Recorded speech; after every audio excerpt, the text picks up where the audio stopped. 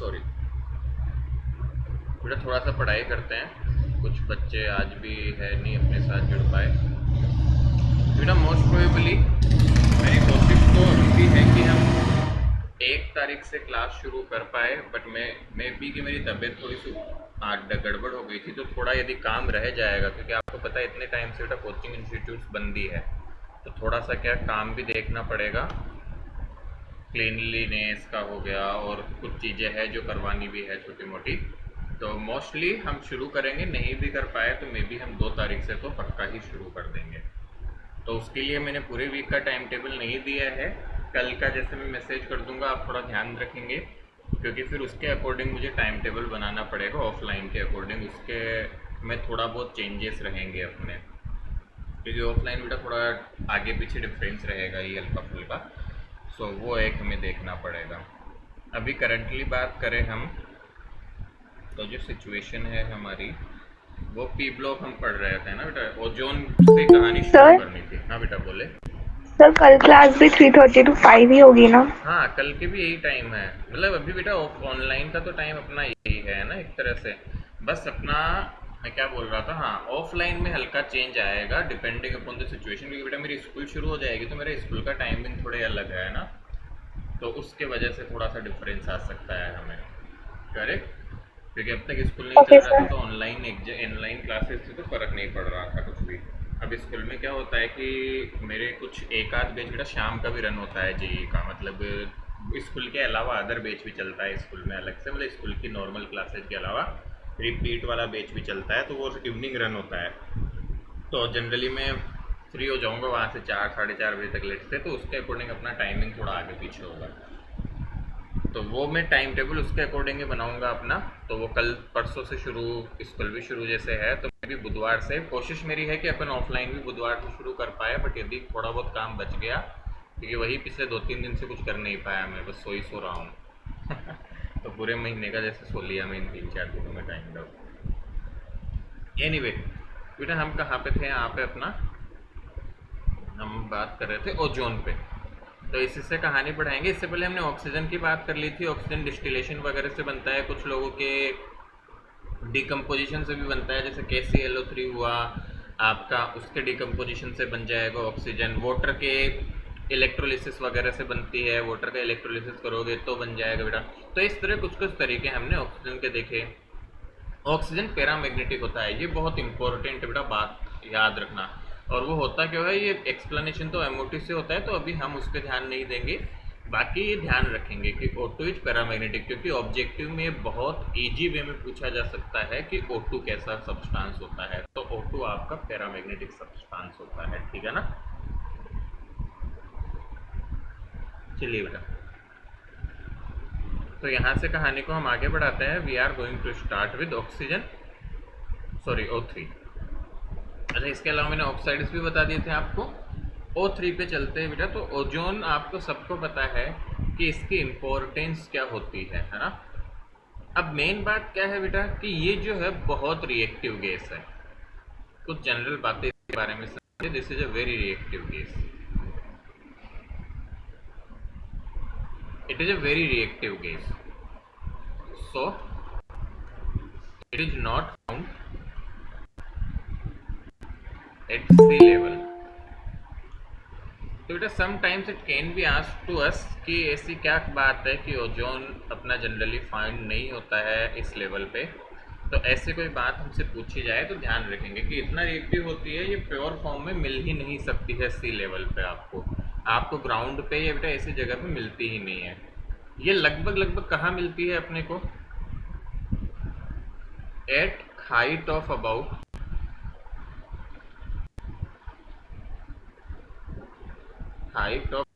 20 kilometres, ठीक है। Height of about 20 kilometres it is formed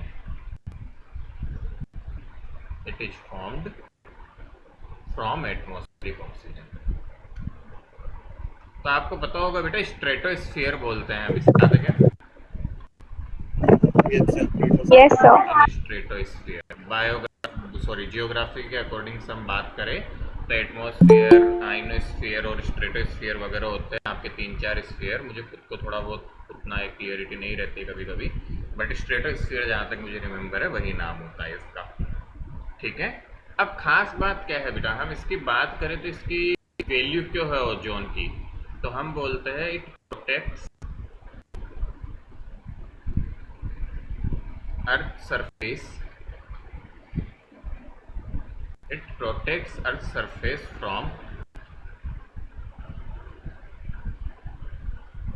large concentration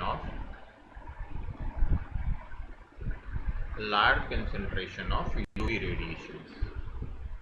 अब जैसे एक छोटी बात करें बेटा, तुम्हें पता होगा कि यूवी रेडिएशन प्रोड्यूस करने में आपके एसीज हुए और सब चीज़ें हुई, इनका बहुत बड़ा कंट्रीब्यूशन होता है। तो बेटर क्या तरीका है, ऑब्वियसली नाउ डेज तक भी बेटा, आज तक भी एसी वगैरह का कोई ऐसा सिस्टम नहीं आया है जिसमें लॉस बहुत कम हो। बट ये थोड़ा प्रूव हो गया है कि यदि आपकी एसी आप बहुत ज़्यादा स्लो नहीं चलाते हैं, मतलब बहुत ज़्यादा लोअर टेम्परेचर पे नहीं चलाते हैं, तो इट हेल्प्स। बेटा कोशिश करें जैसे अपने घरों में यदि किसी एसी आप चलाते हैं या यूज करते हैं तो बहुत ज़रूरी हो तो लो टेम्परेचर पे चलाएं, otherwise you try to maintain is 25 degree temperature. अब ऐसे ज़्यादा गर्मी होती है तो फिर 25 भी यदि एसी मेंटेन कर लेगी तो आपको उतना ज़्यादा ठंड या उतना ज़्यादा अजीब नहीं लगेगा। बाकी आदत क्या होती है पीपल या जब अपन लोग ही गलो बेटा, अपन अपने कंफर्ट के चक्कर में ध्यान तो रखते हैं नहीं, 18 पे चला रहे हैं 20 पे चला रहे हैं। यदि आप 18-20 इस तरह से एसी चलाते हो तो it harms. Obviously bill pay तो इतना फर्क नहीं पड़ता, चाहे आप 25 पे चलाओ चाहे आप 18 चलाओ बेटा, बट एक्चुअल में 18 पे आप गैस इतनी ज़्यादा कंज्यूम होती है 18-20 पे कि वो एटमॉस्फेयर को डेफिनेटली अफेक्ट करती है। तो उस चीज़ का ध्यान रखें हम। आपके घर में यदि आप गर्मी है जैसे एसी वगैरह यूज करते हो तो try to maintain it near 25, it consumes less. 25 से जितना ऊपर जाओगे अमाउंट बहुत तेज़ी से बढ़ता चला जाता है। हालांकि ऐसा नहीं बेटा 25 पे नहीं होता, but it's a kind of optimum situation. इससे ऊपर और बेटर होता है, बट अगेन वो फिर कंफर्टेबिलिटी नहीं होती, फिर तो चलाने का क्या मतलब, ऐसी बात हो जाती है। So around 25 I believe that's the optimum temperature जो हम मेंटेन भी रख सकते हैं और हमें न तो गर्मी लगेगी, हमारे लिए भी अच्छा है और एटमॉस्फेयर के लिए भी बहुत अच्छा रहता है। तो आप लोग ध्यान रखिए इस चीज़ को कि हम थोड़ा बहुत किसी तरह से मेंटेन कर पाए तो इसे। ठीक है, चलिए बेटा आगे बढ़ाते हैं, इसकी प्रिपरेशन की बात करें।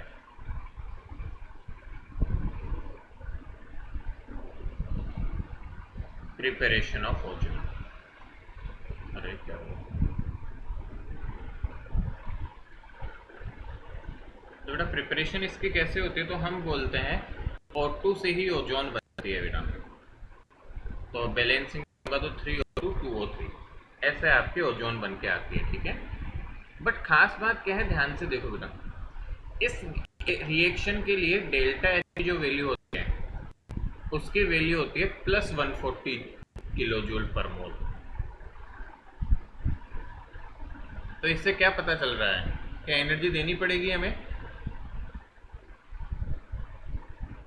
कैसी रिएक्शन है ये, endothermic, this is an endothermic reaction. और एंडोथर्मिक रिएक्शन है तो बेटा एनर्जी देनी पड़ती है आपको, और एनर्जी देने के लिए आपको क्या करना पड़ता है, इसमें इलेक्ट्रिक डिस्चार्ज यूज करना पड़ता है। Reaction occur in presence of,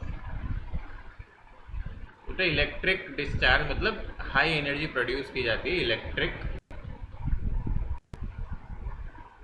जैसे बिजली वगैरह कड़कती है। तो बेटा अब तुम्हें पता चल गया होगा कि इतने हाई एटमॉस्फेयर, इतने हाई लेवल पे आसानी से क्यों बन जाती है, क्योंकि आपके अगेन एटमॉस्फेयर में बिजली वगैरह कड़कना हो गई बेटा, फ्रिक्शनल इलेक्ट्रिसिटी हो गई, इन सब की वजह से वो कन्वर्ट हो जाती है, इलेक्ट्रिक डिस्चार्ज उसे मिल जाता है।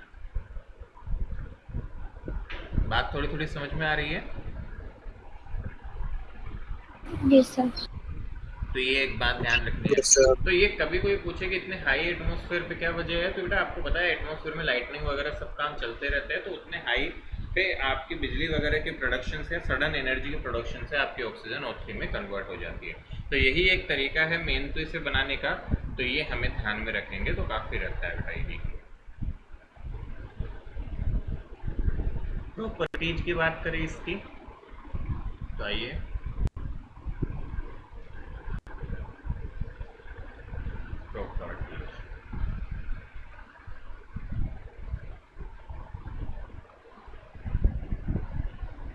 बेटा इसकी बहुत ही एक खतरनाक खास बात है, देखो थोड़ी सी, इसके अलग अलग स्टेट में थोड़े अलग अलग कलर होते हैं। देखो किस तरह से, ध्यान से समझेंगे बेटा। तो ये प्योर ओजोन है, इस पे क्वेश्चंस भी आता है। वैसे कलर पे क्वेश्चन लेस होते हैं, बट इसकी थोड़ी अलग खास बात है, तो ध्यान रखेंगे। हम कहते हैं बेटा ये पेल ब्लू गैस होती है।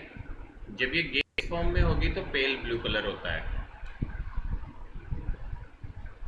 जब ये आपकी लिक्विड फॉर्म में होगी तो इसका कलर होता है डार्क ब्लू। और जब ये सॉलिड फॉर्म में होती है तो इसका कलर लगभग लगभग वायलेट ब्लैक की तरफ जाता है। तो ये बहुत अजीब बात है इसकी, मतलब डार्क थोड़ा वायलेट से ब्लैकिश टाइप से कलर दिखने लगता है इसका। तो ये एक खास बात है बेटा ओजोन की, आपको ध्यान रखना है कि इवन इसके तीनों इंडिविजुअल स्टेट्स में भी आपको डिफरेंट कलर देखने को मिल जाता है ओजोन का, ठीक है ना। चलो नेक्स्ट देखो।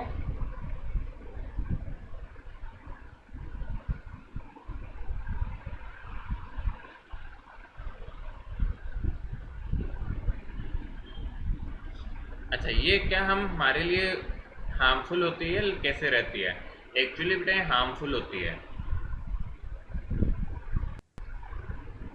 हार्मफुल रहती है ये।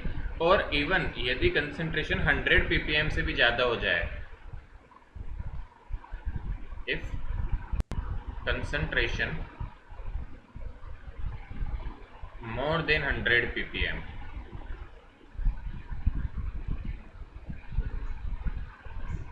Breathing becomes uncomfortable.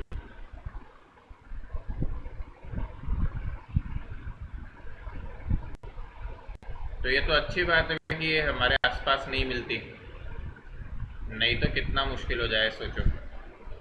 केवल 100 ppm की कंसंट्रेशन पे भी ये बहुत हार्मफुल हो सकती है।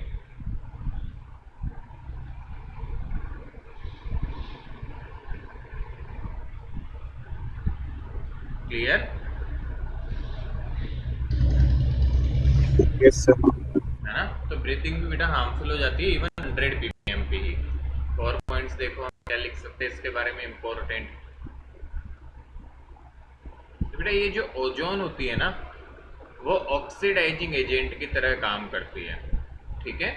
तो आपसे कई बार क्वेश्चन पूछा जा सकता है, मैं क्वेश्चन की फॉर्म में लिखता हूँ ये, YO3 behave like oxide, oxidising agent. अच्छा, तुम्हें पता है इसका ब्लीचिंग में भी काम आ जाती है, ये ब्लीचिंग एक्शन वगैरह में भी काम आती है।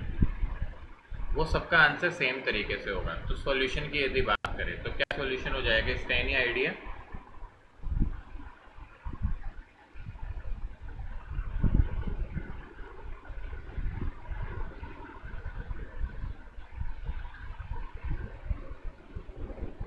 Sir high energy. High energy भी कह सकते हैं। और कोई वजह बेटा? देखो यहाँ पे समझते हैं इसको, मैं बताता हूँ बेटा। ये इसकी ये वाली रिएक्शन बहुत ही एक्जोथर्मिक होती है, एंडोथर्मिक होती है, तो इसका उल्टा थोड़ा आसान होता है, बट ये साथ में नेसेंट ऑक्सीजन भी देती है बेटा। सो यहाँ पे हम क्या समझते हैं बेटा, इसका वजह दिया जाता है due to ease with which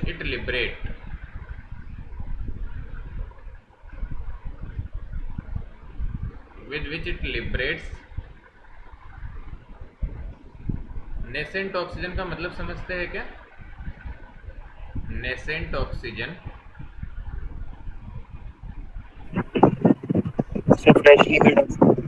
अभी बात करें बेटा, it acts a powerful oxidising agent.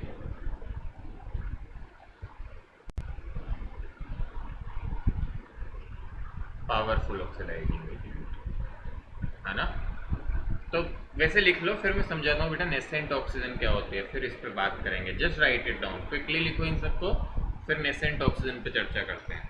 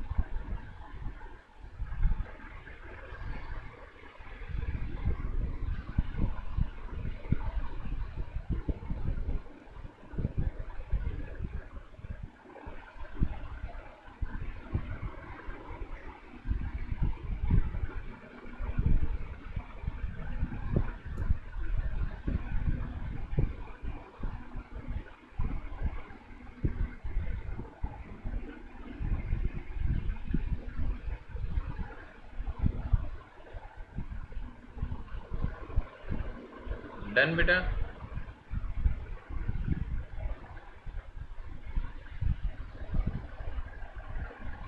हाँ ना।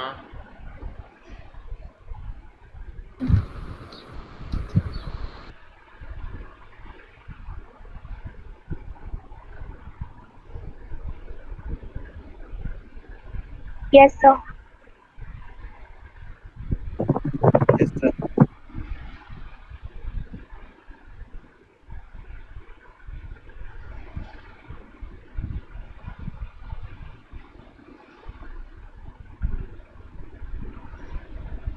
ओके बेटा। बेटा नेसेंट ऑक्सीजन पे जैसे बात करते हैं, नेसेंट कोई भी एलिमेंट हो उस पर बात करते हैं। So the reaction which occurs is this, पहले तो मैं रिएक्शन बताता हूँ फिर आगे चलेंगे।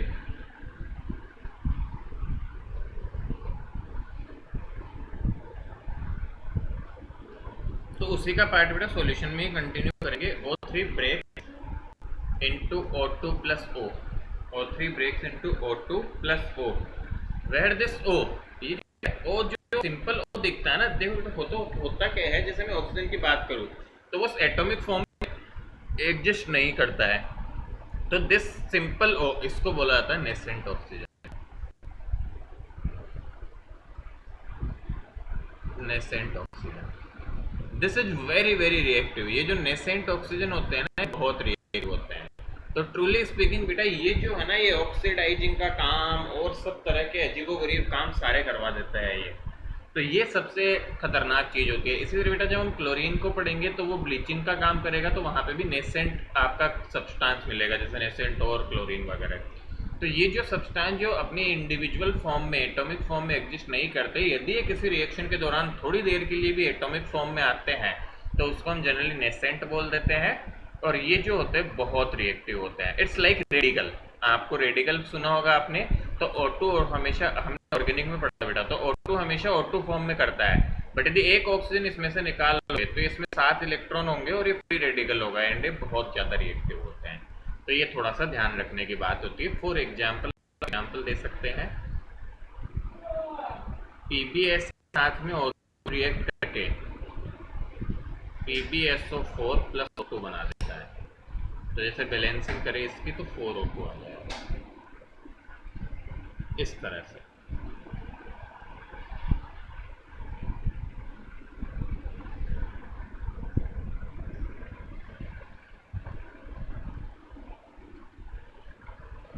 ठीक है बेटा। अच्छा दूसरी खास बात देखो, एक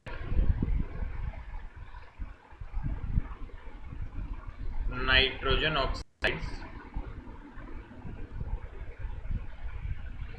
mainly nitrogen monoxide,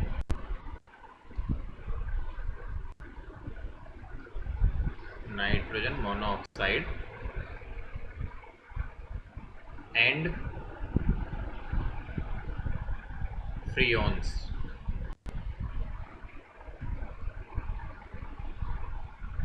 rapidly react with oxygen, sorry react with ozone, hence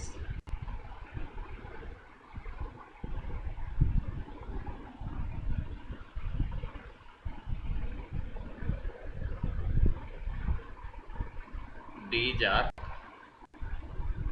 responsible for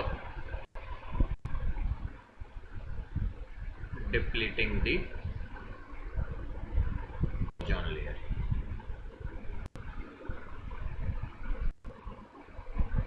ozone layer के डिप्लीशन में ये एक तरह से कंट्रीब्यूटर होते हैं।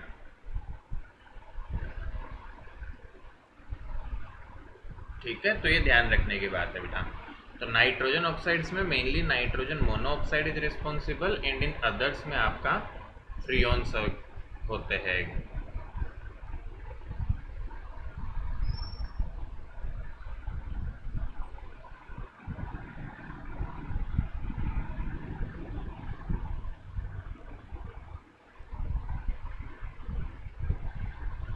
डन।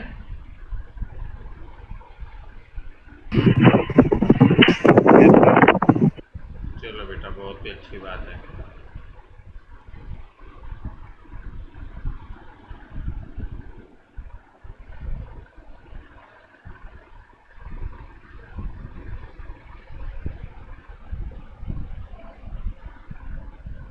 चलिए नेक्स्ट देखो बेटा, सल्फर पे चलते हैं।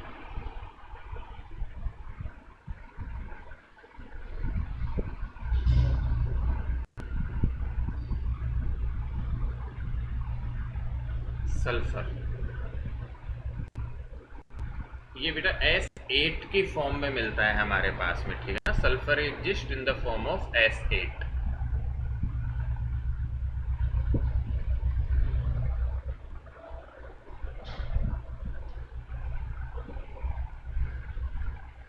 चलिए, तो इसकी कुछ बेसिक बातें तो हमने ऑलरेडी कर ली थी। सबसे पहले देखिए बेटा, इसके काफी सारे एलोट्रॉप्स जो होते हैं वो दो तरह के होते हैं, ठीक है।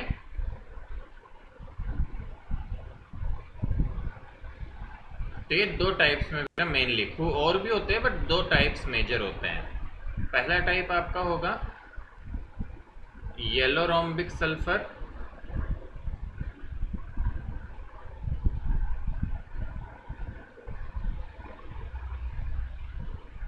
रोम्बिक सल्फर, और दूसरा टाइप होता है आपका मोनोक्लिनिक। अब जिन बच्चों को सॉलिड स्टेट थोड़ा भी याद है उनको याद होगा कि rhombic and monoclinic are the structure types, ठीक है। रोम्बिक सल्फर को अल्फा सल्फर भी बोलते हैं, ऑल्सो कॉल्ड अल्फा सल्फर। और जो मोनोक्लिनिक सल्फर होता है इसे आप बीटा सल्फर भी कहते हैं। सो this is also called the beta sulphurs, ठीक है। तो अब इसमें क्या ध्यान रख सकते हैं बेटा कि ये दोनों फॉर्म आपकी रहती है। स्टेबल कौन सा होता है इसमें ज्यादा? रोम्बिक। हाँ, ये बेटा मोर स्टेबल होता है, more stable, and this is less stable. और इनकी एक बहुत ही खास बात होती है बेटा। वो खास बात क्या होती है कि जो अल्फा सल्फर है, तो I am writing it like this, alpha sulphur converts into beta sulphur at temperature more than 98 369 लगभग बेटा वैल्यू जो बुक ने दी हुई है एनसीईआरटी ने, दिस इज अप्रॉक्सीमेटली 369 केल्विन। तो दिस इज 369 से above, temperature greater than 369 kelvin होगा, then alpha sulphur converts into beta sulphur, और ये 396 से कम होगा तो ऐसा काम हो जाता है। तो ये एक अलग से हमें रिएक्शन ध्यान में रखनी है। बिल्कुल बेसिक सा पॉइंट है बेटा, कोई बहुत हार्ड एंड फास्ट नहीं है, बहुत बेसिक पॉइंट्स है। इसके अलावा ध्यान दे तो हम, ये इसका कलर येलो होता है, येलो कलर में देखने को मिलता है हमें। और मोनोक्लिनिक जो है इसका कोई स्पेसिफिक कलर देखने को नहीं मिलता है, ठीक है। तो ये भी अपने को ध्यान रखने का है, जिससे जनरली कलरलेस ही होता है,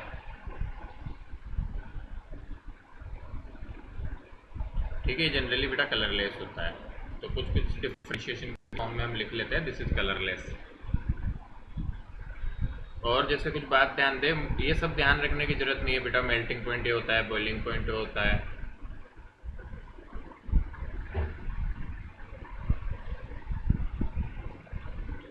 इनसॉल्युबल, ऐसी बातें ध्यान रखनी। जो काम के पॉइंट्स है बेटा वो मैं लिख रहा हूँ, इनसॉल्युबल इन वाटर, ठीक है। और ये क्या रहता है हमारे पास में,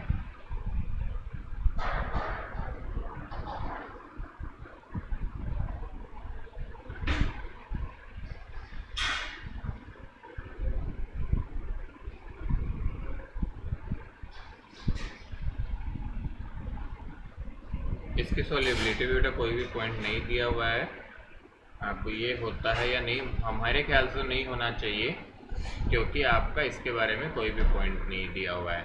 तो इनसॉल्युबल ही रहेगा ये भी, and I will also cross check in book, this is not given about it. But water में नहीं होता सॉल्युबल सल्फर, कॉलोइड्स बनाता है। इनसोल्यूबल रहता है बेटा, ये सोल्यूबल होता है लगभग बेंजीन में, सोल्यूबल इन बेंजीन। आपका बेंजीन में सोल्यूबल होता है कुछ एक्सटेंट तक, ये CH2 में सोल्यूबल हो जाता है, कार्बन डाइसल्फाइड एटसेट्रा। तो ये बेसिक पॉइंट्स है, ये मैंने बताई दिया बेटा, ये कैसे कन्वर्ट होते हैं इसमें। अच्छा, दोनों के दोनों एसिड के फॉर्म में एग्जिस्ट करते हैं, एग्जिस्ट एज एसिड मॉलिक्यूल। तो यहाँ पे बेटा कॉमन पॉइंट भी लिख सकते हैं, both exist as acid molecule. मतलब 8 एलिमेंट्स होते हैं ना।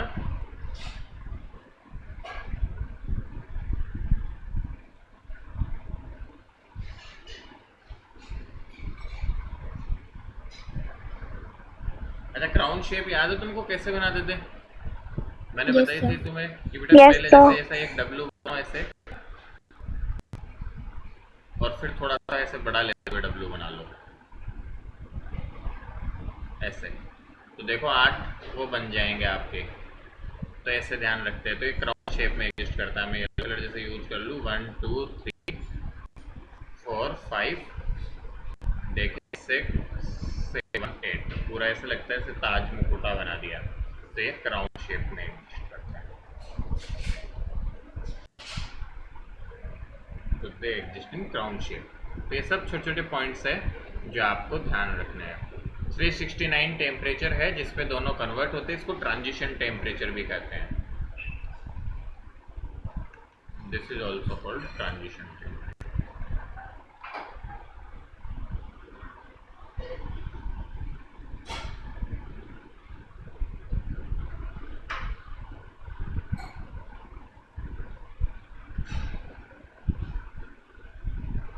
चलो जल्दी से कंप्लीट कर लो बेटा ये सब।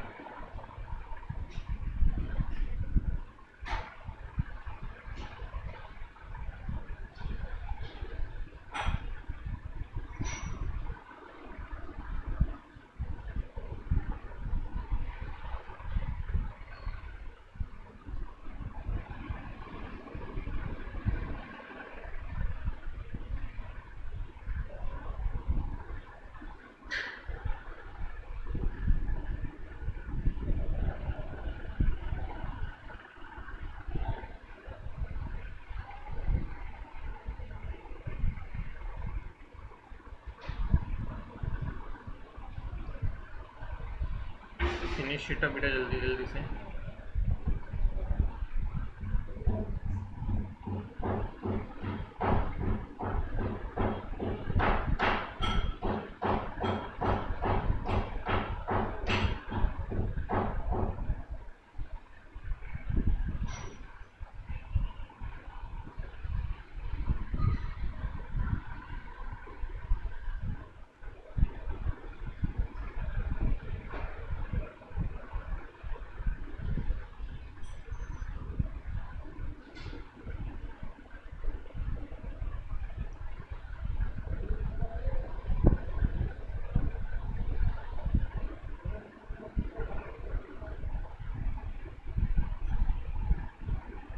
लिख लिया हमने ये।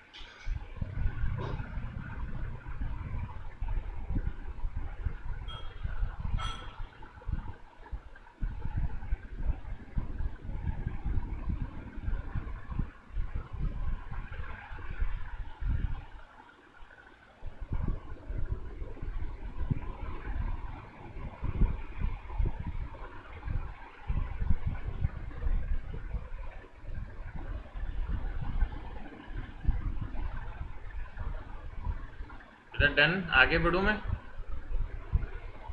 Yes, sir. Yes, sir. चलिए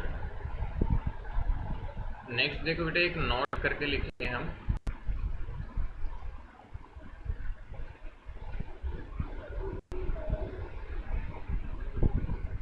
in vapour state sulfur partly exists as H2 molecules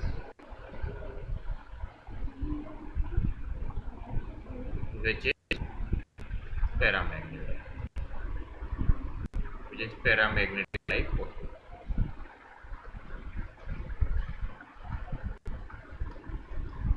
बेटा क्वेश्चन जेई मेंस ने पूछा था और अपनी एनसीईआरटी में गिवन भी है। ये एनसीईआरटी में गिवन है, ये टॉपिक एक क्वेश्चन के फॉर्म में था और ये मेंस ने भी पूछा है। तो ऐसे क्वेश्चन मतलब डायरेक्टली नहीं निकलते, बट ये निकल के आ ही जाते हैं। मतलब बहुत रेयर होता है कि बोर्ड वाले पे तो इनकी नज़र पड़े, बट सिंस उसने पूछा है और नज़र पड़ जाए तो क्या पता आ जाए ना। तो सिंपल सी चीज़ है वैसे तो। They ask which form of the in which form sulphur exist as paramagnetic. तो एक्चुअल में था वेपर फेज में H2 की फॉर्म में एग्जिस्ट करता है, तो उससे रिलेटेड आंसर था उसका ना ऑप्शंस में। थोड़ा सा ध्यान रखेंगे हम, this is given in NCERT anyway. तो छोटी छोटी लाइन से भी क्वेश्चंस उठा लेते हैं वो कभी कभी। अब अगेन इसका एक्सप्लेनेशन किससे होगा हम नहीं कर सकते। अच्छा ये तो अपनी स्कोप के भी बियॉन्ड है।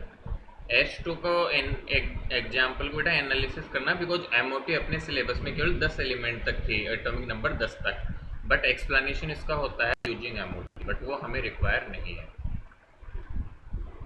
MOT molecular orbital theory, but we do not require MOT, ये ध्यान रखना है हमें, ठीक है ना। चलिए नेक्स्ट शुरू करते हैं बेटा। Next in line is sulphur dioxide.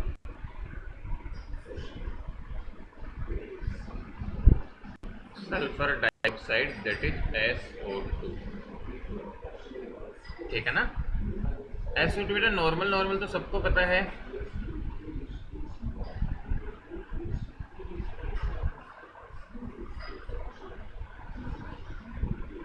तो मेन तो कैसे बनता है बेटा, सल्फर को आप बर्न करो। तो प्रिपरेशन की बात करते हैं इसकी, तो sulphur plus O2, S plus O2 मिलके आपका SO2 बना देते हैं। ये सॉलिड फॉर्म में जनरली रहता है, सल्फर सल्फर की तरह से सॉलिड फॉर्म में एग्जिस्ट करता है। This is also gas, this is solid. तो यहाँ से आपका सल्फर बन के आता है।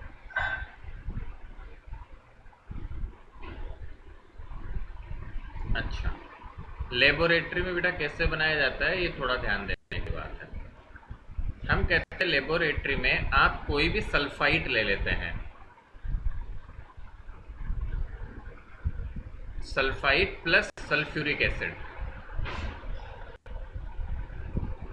सल्फाइड प्लस सल्फ्यूरिक एसिड, इन दोनों के मिक्सचर से आपके पास में जो बन के आता है वो SO2 बन के आएगा, प्लस जनरली बेटा H2 की फॉर्म आती है, और साथ में जो भी अदर बचेगा वो आपके आ जाएंगे।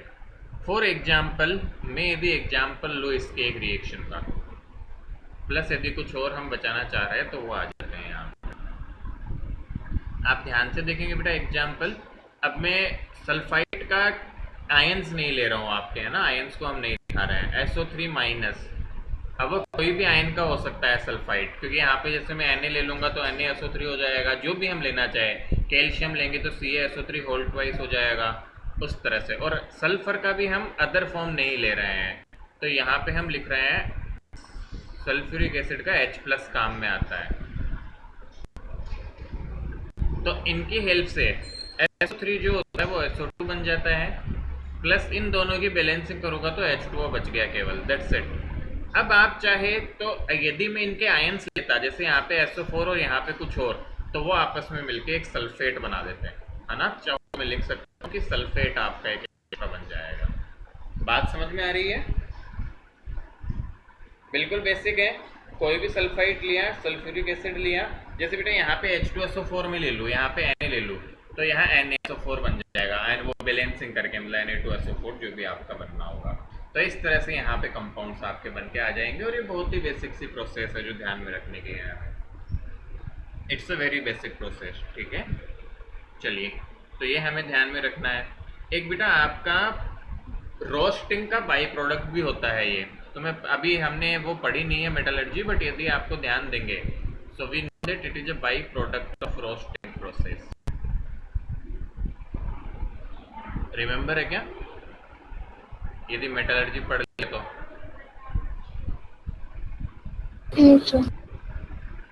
आईसीएसई वाले बच्चों ने भी पढ़ी होगी बेटा आपको। रोस्टिंग वैसे सल्फाइड ओर्स की जाती है। Anyway FeH2 plus O2 give Fe2O3 plus SO2। अब बैलेंसिंग आप कर ही सकते हैं, बैलेंसिंग नहीं कर रहा हूँ मैं इसकी, है ना। तो यहाँ से भी SO2 गैस खूब बनती है बेटा, खूब सारी। तो राइट डाउन करो इसे, फिर आगे चलते हैं। मेन ये याद रखना है यहाँ पे, है ना, laboratory preparation.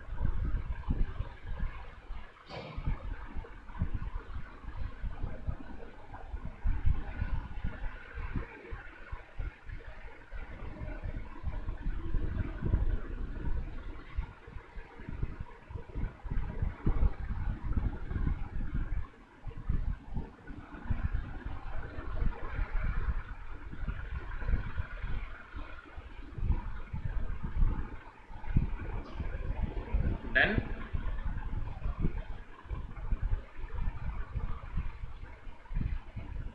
Yes, sir. Yes, sir.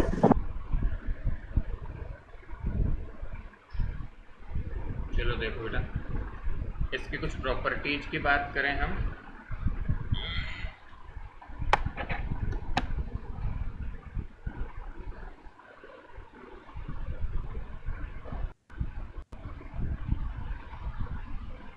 तो प्रॉपर्टीज की हम बात करें तो देखिए, सबसे पहली बात तो ऑब्वियसली बेटा ये कलरलेस होती है, पंजेंट स्मेल होती है इसकी, और the most important thing is highly soluble in water.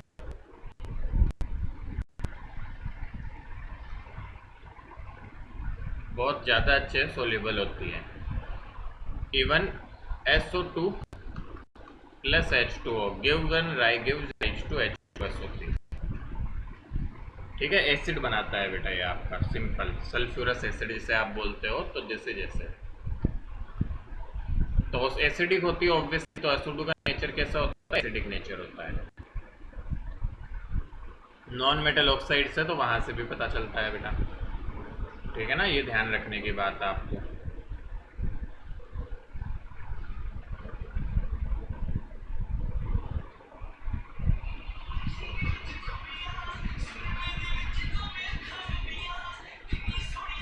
बाकी रिएक्शन, इसकी एक रिएक्शन है बेटा जो सल्फर ट्राइऑक्साइड की प्रिपरेशन में आपके आगे काम में आएगी। इसका जो इम्पोर्टेंट प्रॉपर्टी है दूसरी, वो आपकी है इसका lab test. This is important, ठीक है बेटा। तो यहाँ क्या ध्यान रखेंगे, देखो जरा, हम कहते हैं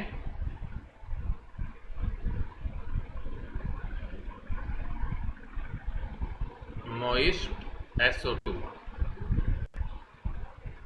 behave as reducing agent। ये बेटा रिड्यूसिंग एजेंट की तरह काम में करती है, ठीक है। इट decolorize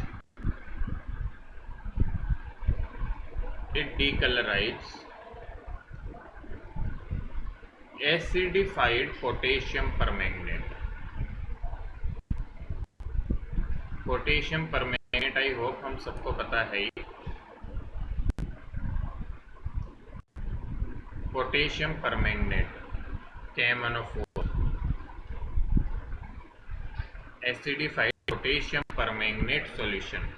ठीक है, तो ये बेटा एक तरह से इसके लैब टेस्ट में काम आता है। रिएक्शन जो होती है उसकी हम बात करें तो SO2 प्लस MnO4 माइनस, ठीक है, प्लस H2, ये रिएक्ट करके आपको देते हैं SO4 2 माइनस। तो ये औरों को रिड्यूस करके खुद ऑक्सीडाइज होती है plus 4H plus plus Mn2 plus. अब मैं बैलेंसिंग करूँ तो बैलेंसिंग तो गंदी है, बैलेंसिंग से याद रखना इज नॉट कन्वीनियंट, है ना। सजेशन तो यही है कि हम डायरेक्ट इनडायरेक्ट वे में याद रखें इसे। So this is the complete reaction, this is used as the test for the SO2 reaction. तो ध्यान रखेंगे, आपसे कोई पूछ दे कि कैसे लैब टेस्ट क्या है या आइडेंटिफाई कैसे किया जाता है, then this is the process.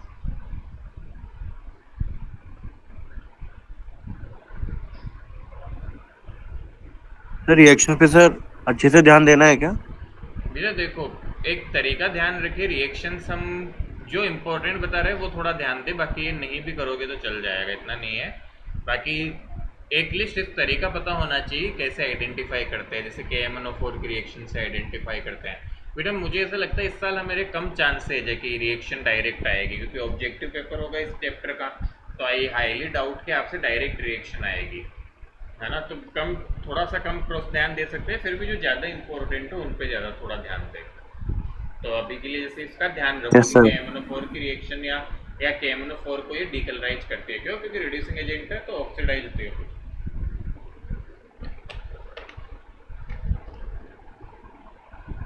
Yes sir.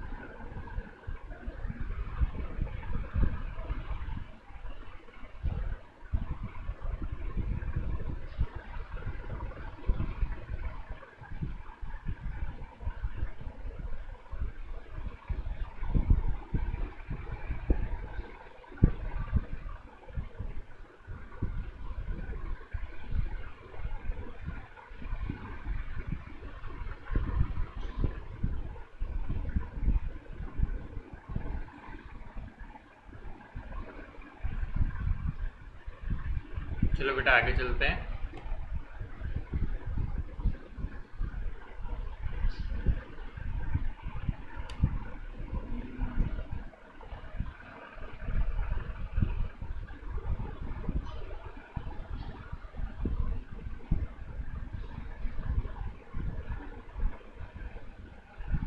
चलिए अब बेटा देखो, इस पे ज़्यादा कुछ है नहीं, बट थोड़ा सा देख लेते हैं। इसका एक्चुअली मैंने डायग्राम ही लिया हुआ, हाँ ये रहा, तो यहीं पे बता देता हूँ, एक पेज एक्स्ट्रा बच गया। Oxo acids of sulphur. तो बेटा सल्फर के ऑक्सो एसिड्स देखो बहुत सारे होते हैं, बट कुछ इम्पोर्टेंट यहाँ पे देखिए नाम लिखे हुए हैं, है ना। तो यहाँ पे देखना बेटा, सबसे पहले जैसे sulphurous acid H2H2O3, this is an important acid, आपको ध्यान रहना चाहिए इसका नाम। स्ट्रक्चर बेटा हम बना ही सकते हैं, H2H2O3 एक लॉन पेयर बचेगा, टेट्राहेड्रल कैसी शेप हो जाएगी ये,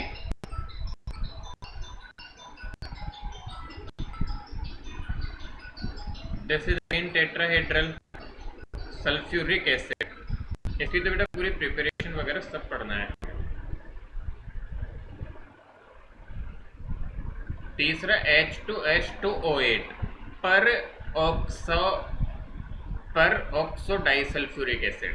बेटा ध्यान से देखोगे तो H2SO4 आपका आता है तो H2H2O8 मतलब डाइसल्फ्यूरिक टाइप का फॉर्म है, इसका डबल टाइप से बस H2O है, तो यहाँ पे आपका पेरोक्साइड लीकेज आता है।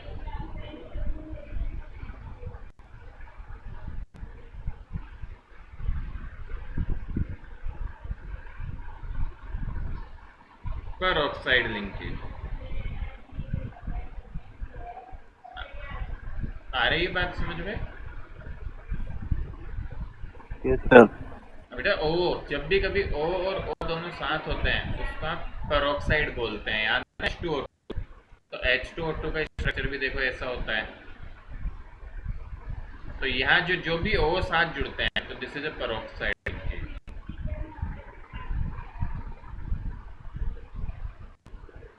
Is this clear? थोड़ा समझ आ रहा है, याद आ Yes, रहा है sir. हमको? Yes sir. आवाज तो आ रही है क्या? हाँ आ रही है। नेक्स्ट देखो बेटा पायरोसल्फ्यूरिक एसिड ओलियम H2H2O7। तो यहाँ पे देखोगे तो बेटा 2 सल्फ्यूर और 1 ऑक्सीजन। ऑक्सीजन ओड आते ही तो पक्का ब्रीजिंग एटम का काम करेगा, ये ब्रीजिंग एजेंट का काम करता है यहाँ पे। तो H2H2O7 इज ओलियम। इसका फॉर्मूला भी याद रखना है बेटा, ये इंपॉर्टेंट है। ओलियम इज इम्पोर्टेंट, ओलियम को याद रखना है हमें, ठीक है? Is that Yes, sir. Yes sir. बात समझ आ रही है हमको? यस नो समझ पा रहे हैं क्या? Yes Yes, sir. sir. अरे बेटा कुछ तो रिप्लाई करो। अच्छा तुम्हें समझ आता है तो इसका स्ट्रक्चर बना सकते हो क्या? देखे कैसा होगा सोच के बताओ। H2SO5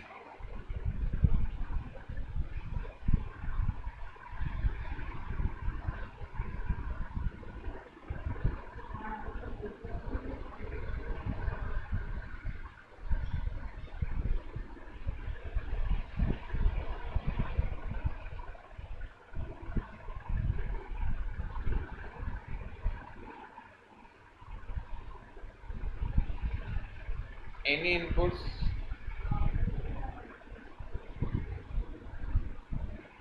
अरे बोलो तो सही। तो नाम बताना है शेप का। क्या? Hello sir trigonal bipyramid. बेटा आवाज नहीं आ रही, एक सेकंड मुझे रुको। अभी बताए हेलो। Yes sir. हाँ, इसका स्ट्रक्चर ट्राई करना। चलो ये जो होमवर्क दिया ये एनसीईआरटी में तो नहीं गिवन है और किसी की बुक में गिवन है, देखते हैं। H2SO5 ठीक है, एक बार स्ट्रक्चर ट्राई करेंगे, देखें कैसे बनाओगे, क्या दिमाग चला पाते हो।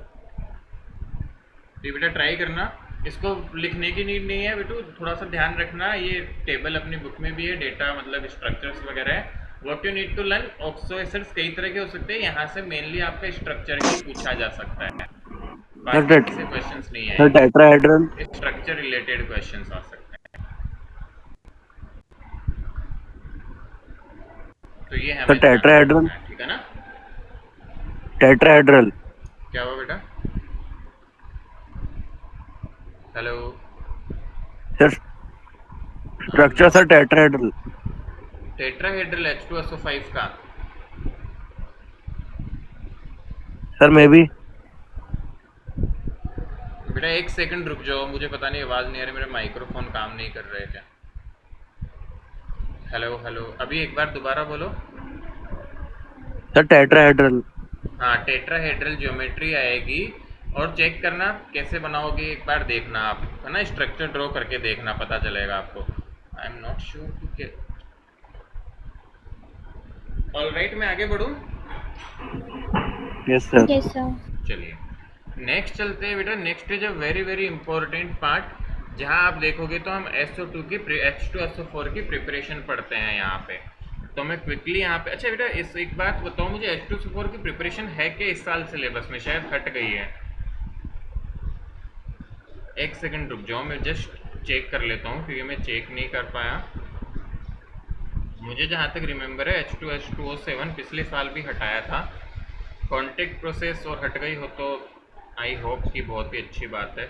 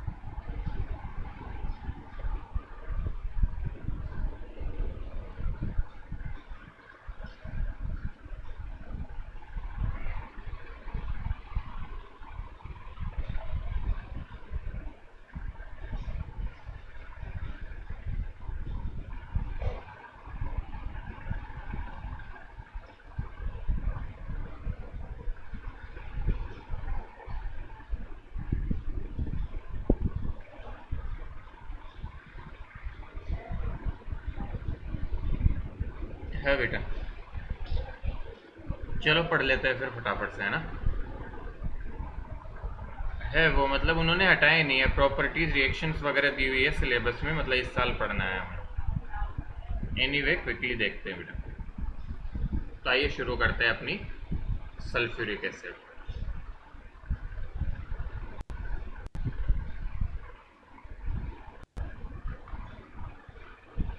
दिस इज H2SO बेटा। Obviously this is known as the king of acids. बहुत बहुत इंपॉर्टेंट केमिकल है बेटा, one of the most important industrial chemical.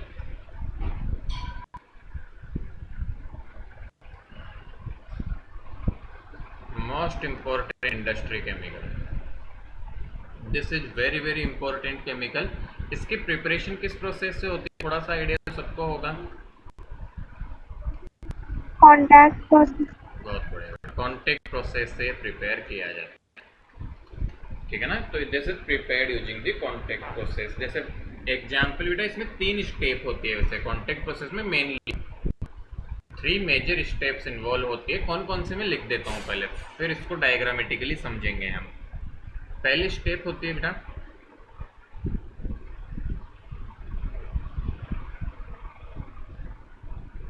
तो बेटा सल्फर या सल्फाइड ओर्स होते हैं आपके, सल्फाइड ओर। इनको आप हीट करते हो, heat in presence of air, मतलब O2 की प्रेजेंस में। तो इससे आपके पास में जो कंपाउंड बनता है वो बनता है SO2। स्टेप 2 आपकी क्या हो जाएगी, SO2, ठीक है, प्लस O2। यहाँ बेटा आपका V2O5 कैटलिस्ट यूज होता है। Vanadium pentoxide is the catalyst which is used, और ये SO3 में कन्वर्ट होता है। ये आपके SO2 में भी प्रॉपर्टीज में बुक में रिएक्शन दी होती है, बट मैंने वहां नहीं लिखा है क्योंकि यहाँ काम आता है ये। तो SO2 से SO3, इसको शॉर्ट में कैसे याद रखते हैं हम, SO2 to SO3 कन्वर्ट है,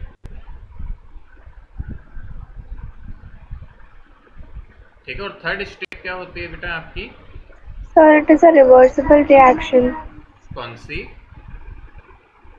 second step. Second step, yes बेटा, ये रिवर्सिबल होती है। हमारे पास वेनेडियम पेंटाऑक्साइड, और इसको रिमूव कैसे किया जाता है, इसको अलग कैसे किया जाता है, उस पर भी चर्चा करेंगे अपन, ठीक है ना। डेफिनेटली ये रिवर्सिबल रिएक्शन है, और इसको फॉरवर्ड में कैसे ले जाया जाता है वो सारी चीज़ें अपन बात करेंगे, है ना। So don't worry about it. Low temperature, high temperature, conditions वगैरह पे भी चर्चा करेंगे हम, ऑल राइट। पहले एक बार आगे चलते हैं, फिर मैं बता देता हूँ। मैं तीनों बट जस्ट प्रोसेस लिख रहा हूँ, डोंट वरी अबाउट इट। सो तीसरी प्रोसेस क्या होती है, SO3 absorption in water, sorry absorption in H2SO4 not water. तो इससे बेटा आपका बनता है ओलियम, ठीक है ना, ओलियम बन जाता है इससे। और फिर ओलियम को आप वापस से बेटा हीट वगैरह करते हो तो आपका सल्फ्यूरिक एसिड में कन्वर्ट होता है ओलियम की हेल्प से। तो यहाँ तक हमारा मेजर टास्क है ओलियम बनने के बाद उससे SO3 बनती है। अब काम की बात करते हैं बेटा कंडीशंस वगैरह की, है ना। कंडीशंस या सिचुएशंस पे क्या क्या ध्यान में रखना होता है।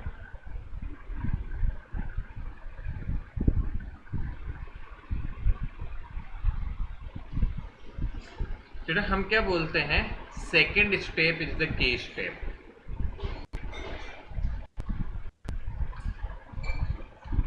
तो उसके लिए आपको पहले तो वेनेडियम पेंटाऑक्साइड देखो कैटेलिस्ट चाहिए। अदर देन दिस ये जो रिएक्शन होती है,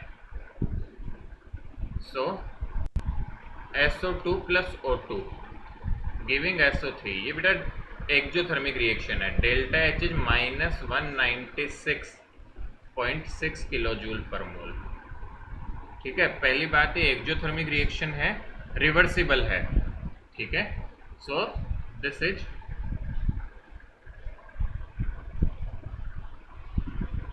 exothermic and reversible reaction. Reversible reaction, आपकी रिएक्शन एक्जोथर्मिक होती है और रिवर्सिबल होती है, ठीक है। तो ये बात समझने की होती है एक तो बेटा। अब इसको कैसे करवाया जाए, तो हम क्या करते हैं, लो टेम्परेचर एंड हाई प्रेशर। बेटा रिवर्सिबल और एक्जोथर्मिक रिएक्शन को थोड़ा आगे बढ़ाने के लिए ये दो कंडीशंस हमारे लिए फेवरेबल होती है, ठीक है। Low temperature and high pressure are favourable conditions for maximum yield।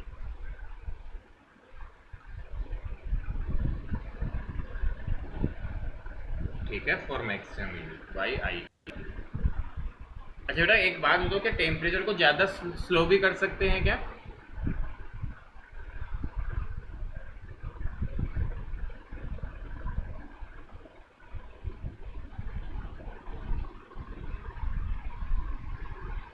Tell me, क्या हम इसको वो भी कर सकते हैं क्या? ज्यादा स्लो भी नहीं करते टेम्परेचर, ऐसा क्यों? हम टेम्परेचर So it will बहुत ज्यादा लो करेंगे तो बेटा रिएक्शन में कुछ होगा ही नहीं। मतलब रिएक्शन करने के लिए आप सबको पता है क्या एक मिनिमम एक्टिवेशन एनर्जी चाहिए रिएक्शन करवाने के लिए, चाहिए नहीं चाहिए? हमेशा किसी भी रिएक्शन को करवाओ बेटा, जब ये इधर जाएगी नहीं तो रिएक्शन होना पॉसिबल ही नहीं है। तो हमेशा एक छोटा टेम्परेचर तो चाहिए ही चाहिए। तो ये सबसे इंपॉर्टेंट कंडीशन है आपकी इस रिएक्शन को करवाने के लिए। अच्छा ओलियम को बेटा आप क्या करते हो, ओलियम का हाइड्रोलिसिस करते हो तो H2O मिल जाता है, यहाँ पे ये भी ऐड कर ही लो। डाइल्यूशन विद वाटर आपका क्या दे देता है, H2O, ठीक है।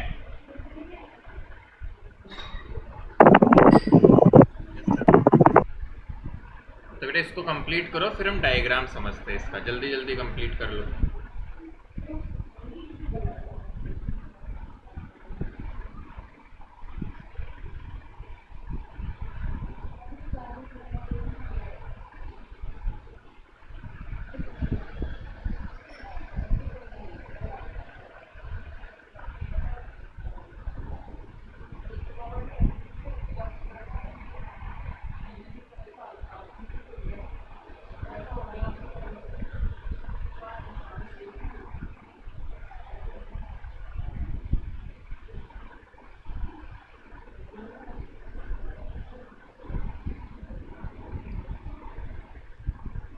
बेटा जनरली बात करते हैं तो ये भी लिख लो, इसके लिए 2 बार प्रेशर होता है लगभग, जैसे hard and fast no one will ask, and 722 kelvin temperature.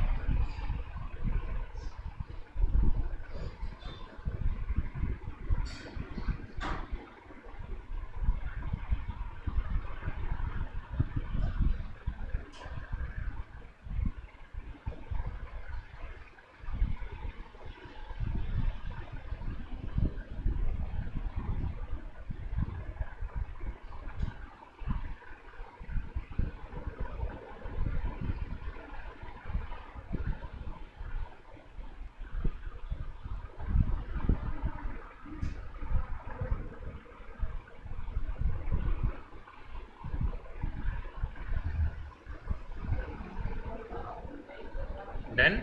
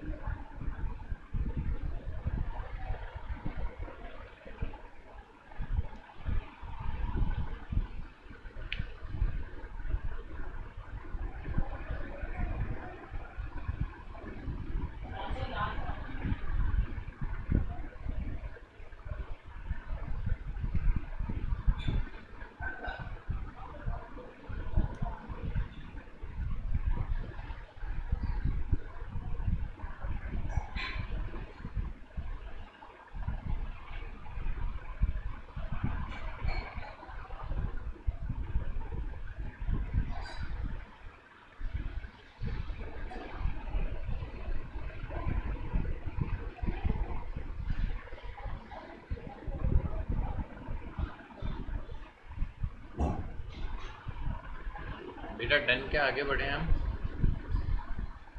Yes, sir. चलो देखो,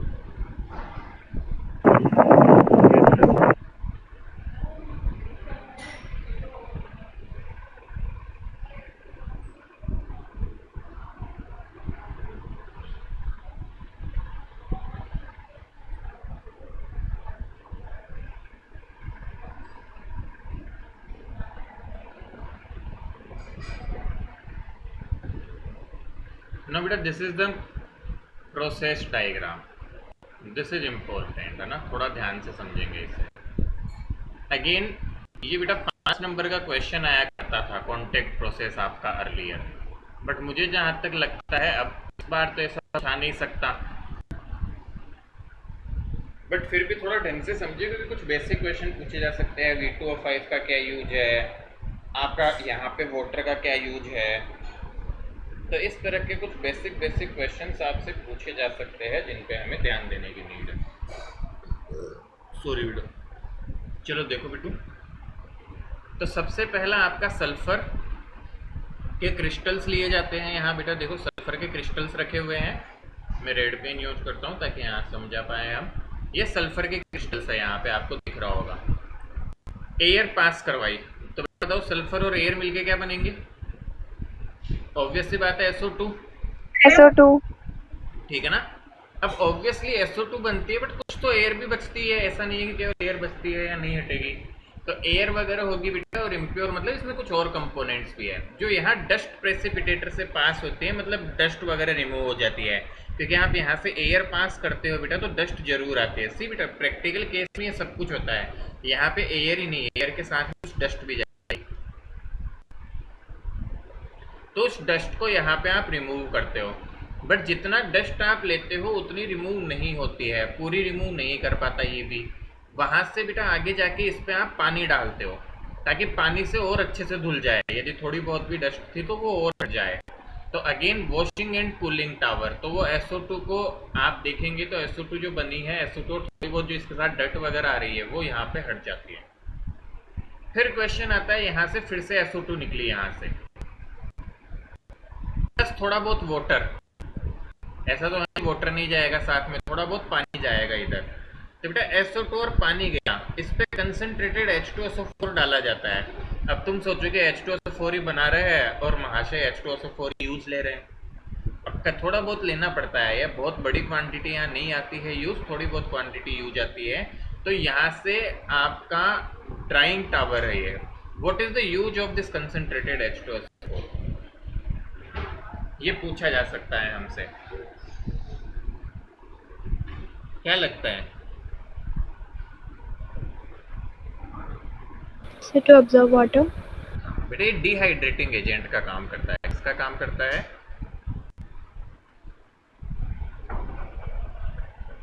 मतलब ये वाटर रिमूव करता है,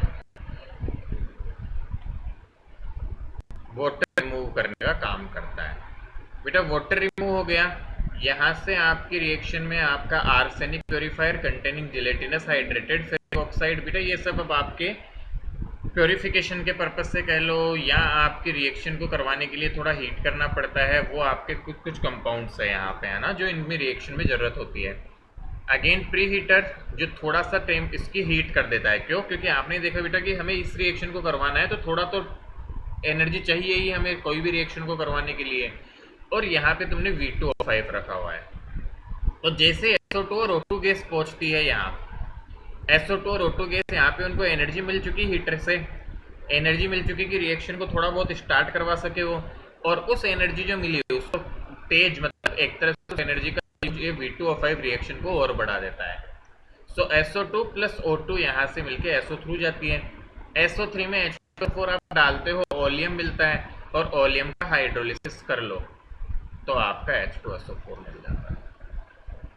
So this is the complete process of preparation of H2SO4। बेटा ये पूरी मशीन जो लगती है वो इस तरह से वर्क करती है, बड़े बड़े चेम्बर्स होते हैं मशीन में जो आपके सिमिलर वे में वर्क करते हुए चलते हैं। तो आसान है, ध्यान रखना। सर एक बार रिपीट कर दो। हाँ बेटा रिपीट करते हैं, दोबारा बताते हैं। देखो शुरू से चलते हैं। बेसिक चीज आपका देखो बेटा, दीदी 3 स्टेप ही हो रही है, ध्यान से देखोगे तो। पहले क्या होता है, सल्फर प्लस O2 मिलके SO2 बनाते हैं, फिर SO2 और O2 मिलके SO3, और फिर SO3 पे बेटा H2O4 डाल के ओलियम और उसका वाटर के साथ H2SO4, सेम चीज चलेगी। तो पहली स्टेट आपकी क्या मिल रही है, देखो ढंग से जरा। तो पहली स्टेप आपकी आ रही है सल्फर के साथ ऑक्सीजन। देखो बेटा एयर आ रही है, O2 मिली, बट जितना ये सल्फर था कुछ O2 तो इसके साथ कनेक्ट करके रिएक्ट करके बेटा SO2 मिली, और कुछ एक्सेस ऑक्सीजन है क्योंकि तुम एयर फेंके जा रहे हो यहाँ से। तो आपके SO2 जितने सल्फर थे उतनी तो SO2 बन गई, बाकी एक्स्ट्रा O2 बची। यह आपके डस्ट पार्टिकल से, डस्ट प्रेसिपिटेटर से गुजरती है जो डस्ट को थोड़ा अलग करता है, बट स्टिल थोड़ा बहुत बेटा धूल मिट्टी डस्ट के पार्टिकल्स रह ही जाते हैं। तो वो स्प्रे वाटर पास किया जाता है जिससे कि वो डस्ट और हट जाए। फिर आपके पास में सल्फर के साथ में एक इम्प्योरिटी और कैरी करी आपने की, थोड़ा बहुत वाटर तो इधर आ ही जाएगा कितनी भी कोशिश कर ले हम, तो वाटर इधर आएगा। अब इस वाटर को हटाओ क्योंकि वाटर का कोई भी काम नहीं है। तो वाटर को हटाने के लिए हम क्या यूज करेंगे, वाटर को हटाने के लिए बेटा concentrated sulphuric acid, that is a dehydrating agent. तो सल्फ्यूरिक एसिड यूज किया जो वाटर को रिमूव करेगा यहाँ से। वाटर रिमूव होने के बाद आपकी ड्राई बची है, ड्राई SO और O2। अब इनको थोड़ा हीट वगैरह किया गया है यहाँ से, ठीक है। तो हीट को किया थोड़ी एनर्जी देने के लिए, कोई भी रिएक्शन करवाने के लिए भी रिक्वायर्ड सम एनर्जी, तो इनको थोड़ी बहुत एनर्जी देने के लिए हमने इसको हीट कर लिया, ठीक है। उसके बाद बेटा V2O5 आपका सेकंड स्टेप, कैटलिस्ट चाहिए SO2 से SO3 बनाने के लिए, तो SO2 प्लस O2 और V2O5 SO3, और SO3 को फिर कंसंट्रेटेड H2SO4 निकाल के ओलियम, और इससे फिर SO2 आपका बन जाता है। तो इस तरह से पूरी रिएक्शन होती है आपकी। क्लियर है बात? Yes sir.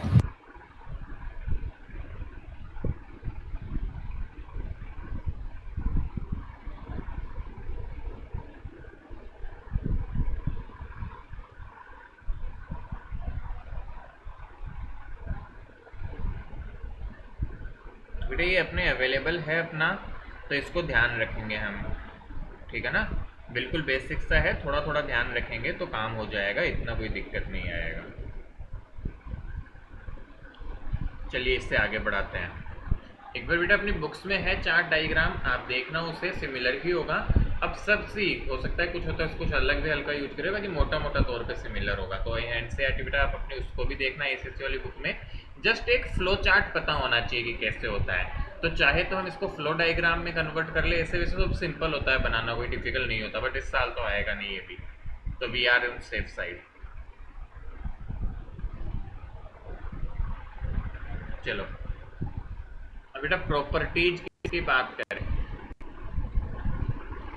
तो आप सबको पता है ज़्यादा इस पे प्रॉपर्टीज पे बात करेंगे नहीं, क्योंकि इसकी दुनिया भर में बहुत रिएक्शंस आती है बेटा। तो सबसे पहला तो ये स्ट्रॉन्ग एसिड है,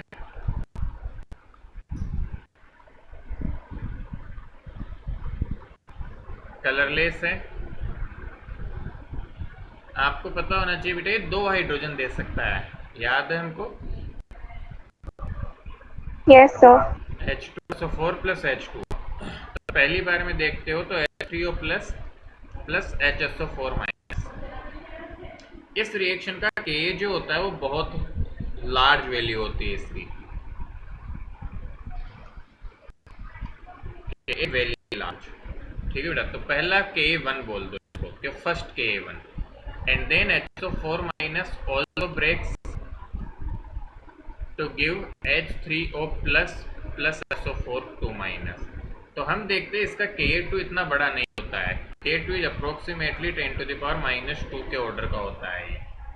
सो we can see here clearly that Ka1 is very very greater than Ka2। Ka1 होता है वो ग्रेटर देन होता है Ka2। तो मेनली तो बेटा इसका फर्स्ट डिसोसिएशन ही काम आता है, बट ऐसा नहीं है कि सेकंड डिसोसिएशन काम नहीं आता है। तो ये भी हमें ध्यान में रखना पड़ता है, ठीक है। तो यहाँ पे हम देख सकते हैं Ka1 बड़ा होता है और हम कह सकते हैं कि this behave like strong acid.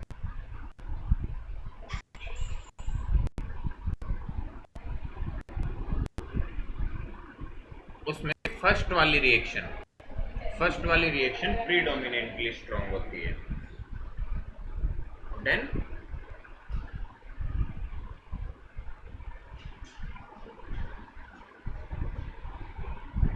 और देखो, और इसके कुछ रिएक्शंस की बात करें हम तो खुद से बताना, देखिए क्या होगा। 2mx प्लस H2SO4, ठीक है। ये मेटल है बेटा, मेटल के साथ में x क्या क्या हो सकते हैं भी बात करेंगे। तो यहाँ पे क्या होगा, HX बनाता है प्लस M2SO4, तो मेटल सल्फेट बनाता है ये यहाँ पे।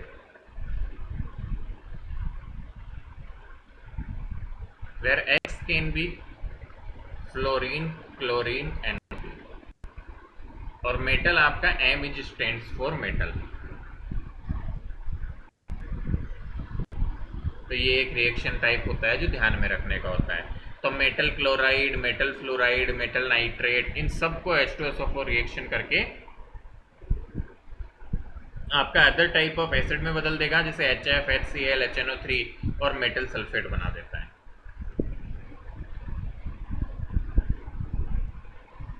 बात समझ आ रही है? फॉर एग्जाम्पल जैसे मैं बताऊं, तो मान लो ये है NaNO3 प्लस H2SO4, बताओ क्या बनेगा? जिससे देखे तुम्हें समझ आई तो ये रिएक्शन।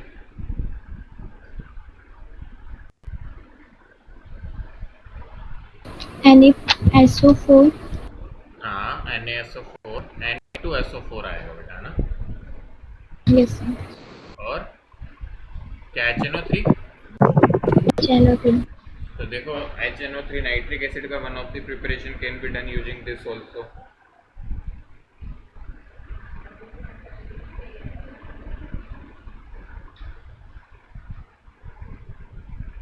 आ रहा है समझ में? तो इसको एक ध्यान रखेंगे हम, ठीक है। और क्या खास बात है बेटा, concentrated H2SO4 is a dehydrating agent. तो पहले इसको लिख लो फटाफट, जस्ट कंप्लीट इट डाउन।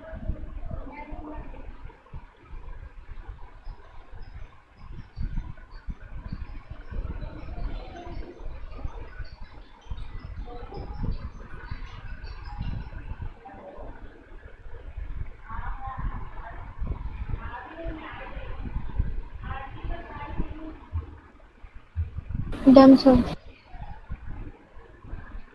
लिख लिया।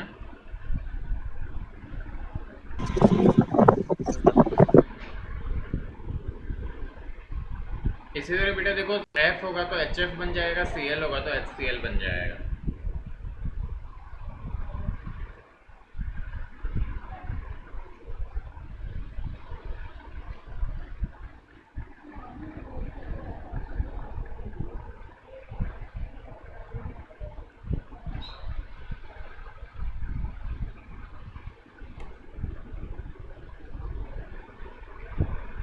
चलो देखो बेटा, नेक्स्ट इसका concentrated H2SO4 is strong dehydrate.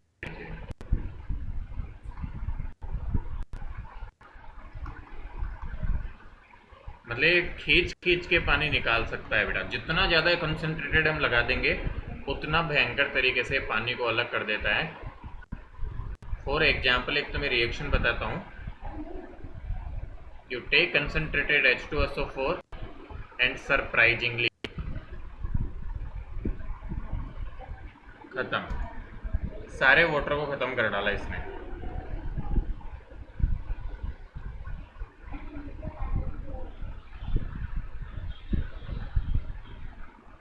बात समझ में आई क्या? Yes, sir. बेटा पूरा का पूरा पानी हटा देता है ये, इतना स्ट्रॉन्ग है ये। अदर देन दिस एक और प्रॉपर्टी रहती है बेटा, hot concentrated sulphuric acid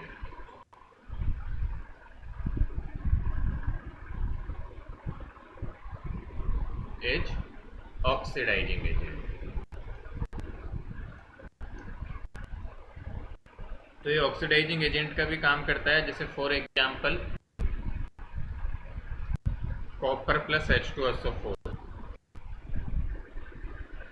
it become CuSO4 plus SO2 plus H2। इस तरह की रिएक्शंस देता है, ऑक्सीडाइजिंग एजेंट का काम भी कर लेता है ये। This is concentrated. बट देखो रिएक्शंस बहुत ज़्यादा याद नहीं रखनी, बट कुछ बेसिक चीज़ें हैं, जैसे concentrated H2SO4 can behave like dehydrating agent, hot concentrated H2SO4 can behave like oxidising agent, sir है ना? हाँ बेटा बोलो। सर बट कॉपर तो H2 को डिस्प्लेस नहीं कर सकता ना। किसको? नहीं, कॉपर कॉपर H2 कहाँ डिस्प्लेस कर रहा है? देखो बेटा H2 लिबरेट हो रही है क्या? This reaction is not the displacement reaction, है ना? आप देखेंगे तो ये आपका कॉपर H2 को रिप्लेस कर रहा है, वो नहीं हो रहा है यहाँ पे।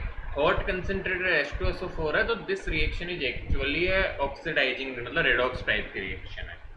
ये H2 को डिस्प्लेस नहीं कर रहा है, कार्बन के साथ ओके भी जैसे सिमिलर रिएक्शन होती है, यहाँ पे H2 डिस्प्लेसमेंट नहीं हो रहा है, ये ऑक्सीडाइजिंग है। और वो भी कब?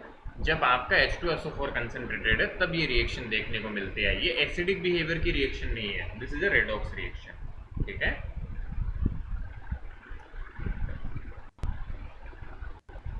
ये रेडॉक्स आ डन।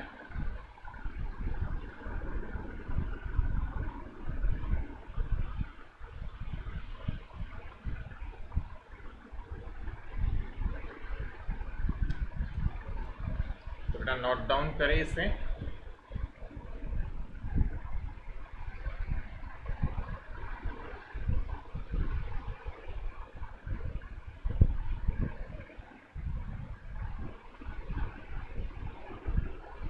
बेटा थोड़ा सा बचा है, तो हम Yes, अगली sir. क्लास में इसको फिनिश कर लेंगे। ठीक है, ग्रुप 17 और ग्रुप 18 नहीं है, ग्रुप 17 है, उसमें भी आपका क्लोरीन और HCl दो ही कंपाउंड होते हैं, तो मोस्ट प्रोबेबली हम फिनिश कर लेंगे। ग्रुप 18 शायद बचेगा तो बचेगा, तो अगली क्लास में हम इसको डन करेंगे चैप्टर। ऑलराइट,